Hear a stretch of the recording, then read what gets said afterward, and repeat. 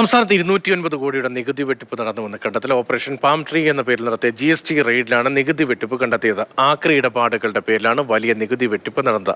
ബിന്നിലാണ് വിവരങ്ങളുമായി ചേർന്നത്. ബിന്നിൽ ഈ ആക്രി ഇടപാടുകൾ എന്ന് പറയുമ്പോൾ വളരെ ചെറിയ പൈസയ്ക്കൊക്കെ നടക്കുന്നു എന്താണല്ലോ നമ്മുടെയൊക്കെ പൊതുധാരണ. പക്ഷേ അത് വലിയൊരു ബിസിനസ്സാണ് എന്നറിയുന്നവർ കുറവായിരിക്കും. എങ്ങനെയാണ് ഇത്രയധികം വലിയ തട്ടിപ്പ് നടന്നുവെന്ന് മനസ്സിലായത് GST വകുപ്പിന്?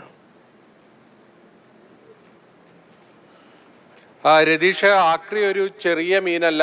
ആക്രിയുടെ മറവിൽ കോടികളുടെ ഇടപാടാണ് സംസ്ഥാനത്ത് ഓരോ വർഷവും നടന്നുകൊണ്ടിരിക്കുന്നത്. അതിലെ ഞെട്ടിപ്പിക്കുന്ന കണക്ക് തന്നെയാണ് സംസ്ഥാന GST വകുപ്പിന്റെ പരിശോധനയിലും കണ്ടെത്തിയിരിക്കുന്നത്.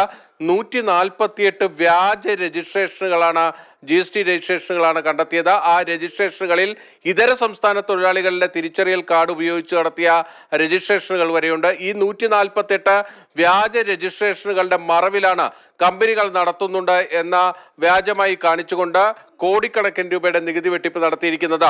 209 കോടി രൂപയുടെ നികുതി വെട്ടിപ്പാണ് കണ്ടെത്തിയിരിക്കുന്നത്. 1170 കോടി രൂപയുടെ ഇടപാടുകളാണ് ഈ 148 വ്യാജ GST രജിസ്ട്രേഷനുകൾ വഴി നടന്നിരിക്കുന്നത്. അതിലാണ് 209 കോടി രൂപയുടെ നികുതി നഷ്ടം കണക്കാക്കുന്നത്. ഇതുമായി ബന്ധപ്പെട്ട നിരവധി പേരെ സംസ്ഥാന GST വകുപ്പ് കൊച്ചിയിലെ അവരുടെ ഓഫീസിലേക്ക് എത്തിച്ച് വിശദമായി ചോദ്യം ചെയ്തു വരികയാണ്. ഈ വലിയ നികുതി വെട്ടിപ്പുമായി ബന്ധപ്പെട്ട അറസ്റ്റുകൾക്കും സാധ്യതയുണ്ട്. ശരി, ബിന്നിലാണ് വിവരങ്ങൾ നൽകിയത്.